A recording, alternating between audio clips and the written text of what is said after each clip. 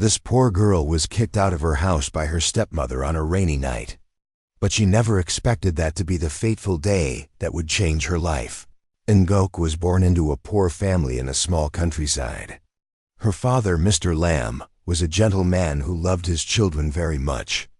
But after her biological mother died, her father remarried Mrs. Howe, bringing with him a daughter named Mai. From that day on, Ngok became an extra person in her own house. The hard work, cooking, and farming all fell on her shoulders, while Mai was pampered by her mother with beautiful clothes and fragrant makeup. One rainy day, Ngok's father fell seriously ill. Lying on the bed, he held Ngok's hand and whispered, "Daughter, try to live a good life. Heaven has eyes, That very night he died. And from that moment on, the house, which was already gloomy, became as dark as an abyss. After Mr. Lamb passed away, the stepmother revealed her true colors. Mrs. Howe gradually sold parts of Father Lamb's land to get money for Mai to go to beauty school and spa. Ngok had to quit school, work as a construction worker, clean the shop, and serve to support the whole family. She came home late every night. Her arms and legs were bruised, but her stepmother still scolded her. "If you don't know how to make money, don't eat my food." Mai constantly played tricks on Ngok, intentionally spilled the soup to blame, hiding money from the market and accusing Ngok of stealing, even cutting in half the only pair of shoes Ngok had so she wouldn't dare go to school. One day, Ngok was beaten by her stepmother until she bled and had to run to the riverside to cry alone. But in her gentle heart, there was still no room for hatred. The days of hard work at the pho restaurant left Ngok exhausted, but it was the only way she could buy medicine for herself and pay the electricity bill to maintain her father's old house. That morning, the sun was scorching hot and the crowd was packed. Ngok ran from table to table, one hand holding a steaming bowl of pho, the other wiping away the drops of sweat that were falling. Her shoes were torn, her old uniform had a few scratches, but on her face was still a forced smile, the only thing she could keep for herself. Meanwhile, on the street, the sound of a car braking suddenly rang out. A little girl was running across the street to pick up a ball that had just rolled out. A luxury car rushed forward as if it wanted to swallow up the space in front of her. Without thinking, Ngok dropped the tray of dishes, ran straight into the middle of the street, hugged the child, and turned around to shield her. The car screeched to a halt right next to her leg. Ngok's arm hit the road hard, tearing a long line until it bled. The driver got out, a young man with a sharp face and panicked eyes. "Hong," he quickly ran over. "Are you okay? You're hurt." Ngok just shook her head. "It's okay. As long as the baby is okay." "Hong," he quickly ran over. "Are you okay? You're hurt." Ngok just shook her head. "It's okay. As long as the baby is okay." Hong was stunned for a few seconds. It had been a long time since he had met someone who could risk their life to save a stranger like that. He took her into the car, despite Ngok waving her hand to refuse because she was afraid of dirtying his car. At the clinic, while the nurse was bandaging the wound, Hong's face was always turned towards Ngok, his eyes full of worry. Ngok was confused. For the first time in her life, someone cared so much about her. When paying, Hong took out his wallet, but Ngok stopped him. I can pay for it myself." "No." Hong looked deeply into her eyes. "If it weren't for you today, that child would have been in trouble. I have to thank you." Ngok blushed and bowed her head. She suddenly felt strangely warm inside. From that day on, Hong often stopped by the pho restaurant. At first, it was just to ask about his injuries. Then it became a habit. He quietly observed Ngok as she busily cleaned the table, washed the glasses, always working twice as hard as everyone else. He noticed her calloused hands, her wrists red and swollen from carrying the heavy pot of broth. He heard the owner say that Angok often worked until late at night and sent all her salary to her stepmother to keep the house. Hong felt sorry for her. One time Hong asked, "Why don't you quit your job? Can't you find a better place?" Angok just smiled sadly. "I want to keep something for my family, as for my mother and sister. Even if they don't love me, I still want them to live in peace." Hong looked at her without blinking. At that moment, he knew this girl was different from all the people he had ever met. One evening, it suddenly started to rain. Mai texted Angok to bring the money home early, otherwise she would not be allowed to come home. Angok asked for a break. She ran to the gate of the shop, but the slippery floor made her slip and fall. Hong happened to be there and quickly ran over to help her. "Are you hurt?" Angok smiled, but her tears mixed with the rain. "No, I'm just afraid that if I come home late I'll be scolded." For the first time, Hong saw her cry. The tears were not from physical pain, but from the fear that had been ingrained in her heart for many years. He gently squeezed her shoulder. "Angok, from now on, if anything happens, tell me." Those words were like a ray of light in Angok's dark life, but she didn't know. That light would make her stepmother and May greedy, opening up a plot darker than anything she had ever experienced. Since Hong appeared, Angok's house was no longer a place of peace that was already rare. The stepmother and Mai began to observe Angok's every step, every message, every smile. One evening, Mai stood at the door of the room watching Angok hugging the old phone, her eyes sparkling when Hong sent a message asking how she was. Mai gritted her teeth. This little girl dares to date the young master? Hearing that, Mrs. Howe smiled wickedly. "Don't worry, what belongs to us will never belong to her." And from that day on, the plan began. Mai secretly wrote down Hong's phone number. At night, when Angok went to take a shower, Mai secretly took out her phone and texted Hong. "Hong, if you want to see me, send me more money. I'm very busy." The message reeked of profiteering. Hong saw it and frowned. He was suspicious, but didn't believe Angok was that kind of person. The next day, Mai continued. "You bought me the bag last time, now I want the shoes too. Otherwise, don't see me again." Once, twice, 3 times. Hong began to feel uneasy. The stepmother deliberately went to the neighbor and said loudly, "Angok is very arrogant these days, going out with men all day. I raised her, but she doesn't know what to do." The rumor spread quickly. When Angok got home, she saw strange looks. She didn't understand anything. Only her stepmother stood in the kitchen, her lips curled in satisfaction.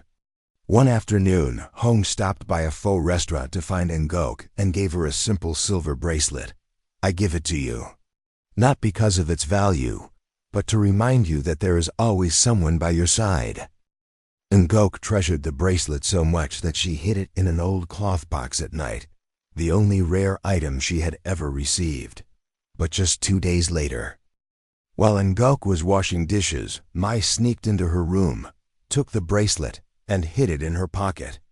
That night, Mai screamed, "Mom, the bracelet someone gave me is gone." Mrs. Howe pretended to be stunned. Could it be Angok took it?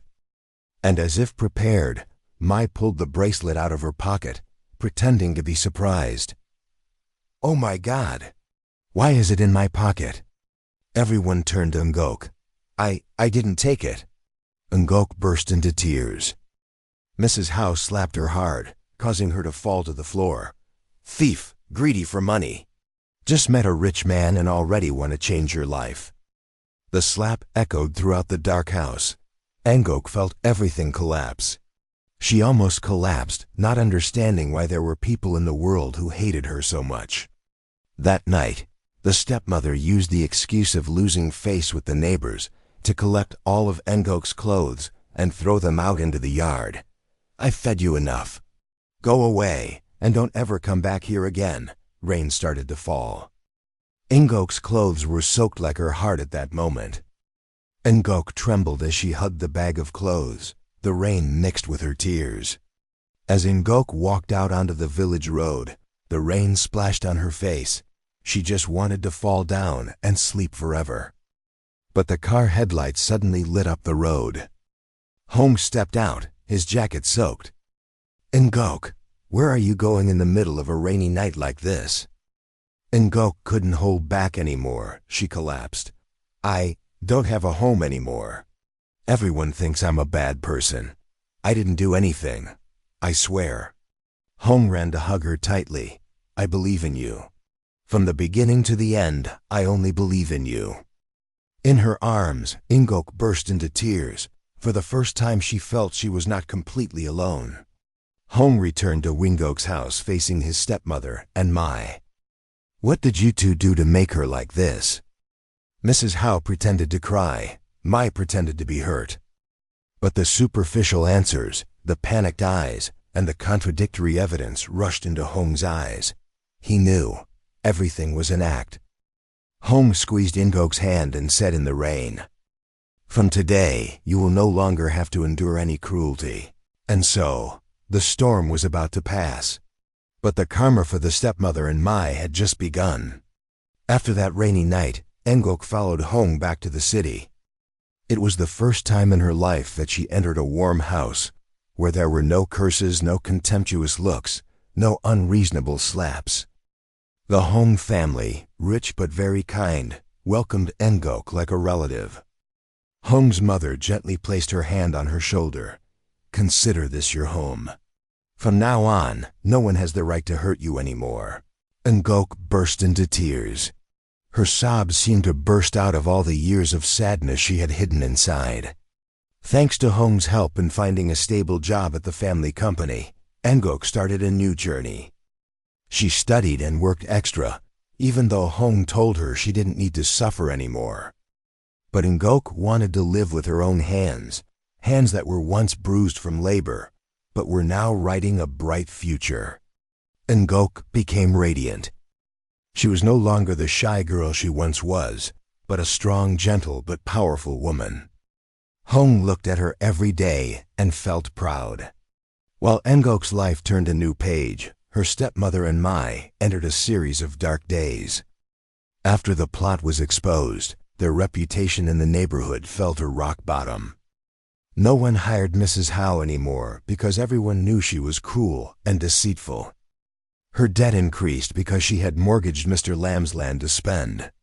One evening, the creditors came to seize the house. Mai panicked. "Mom, what are you going to say?" Mrs. Hao could only hold her head.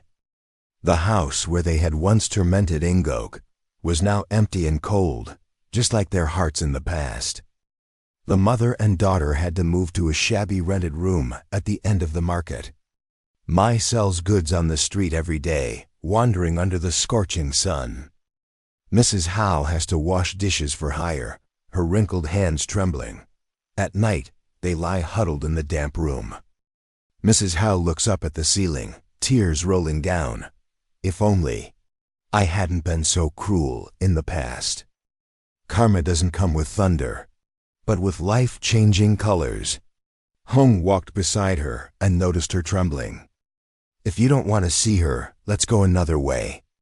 But Ngok shook her head, stepped closer, gently placing the rice in her hand. Mrs. Hao looked up, eyes wide open, confused, embarrassed, scared. She wanted to say something, but her throat was choked.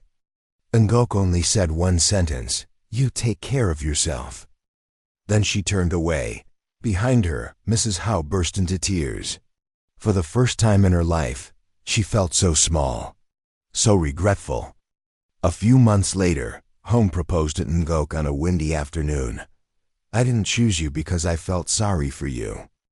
I chose you because your heart is more beautiful than anyone else who has ever passed through my life." Ngok burst into tears in his arms. The wedding was held warmly, not lavishly but full of love. Ngok wore a white dress, her eyes sparkling as if she had just stepped out of a fairy tale. And Hong, the boy who held her hand on that fateful rainy night, watched her with the gaze of a lifelong lover. Everyone wished them well. Everyone knew Ingok deserved this happiness. Someone asked Ingok, "Do you resent them, stepmother Mai? Everything they did to you?" Ingok smiled sadly. "There was a time when I hated. But if I hold on to hatred, the one who will be hurt is me. Forgiveness is not because they deserve it, but because I want to feel lighter to move on." And so, the story of the poor girl who had to live in darkness ended with a bright dawn. Ingok became a Cinderella who was loved not because of a miracle, but because of her personality, resilience, and good heart. And those who sowed suffering finally tasted the consequences of what they had caused. The story ends here, but its echoes may still make you think. In this life, every choice, every action, every word has its price. Karma never comes late. It only comes at the time we least expect it. If you feel today's story touches you, if you believe that lessons like this deserve to be spread, take 1 second to subscribe, like and share the video, so we have more motivation to create more humane, meaningful, and moving stories. Thank you for watching until the end of the video. See you in the next episode, where the truth is even more surprising, and the cause and effect is even deeper.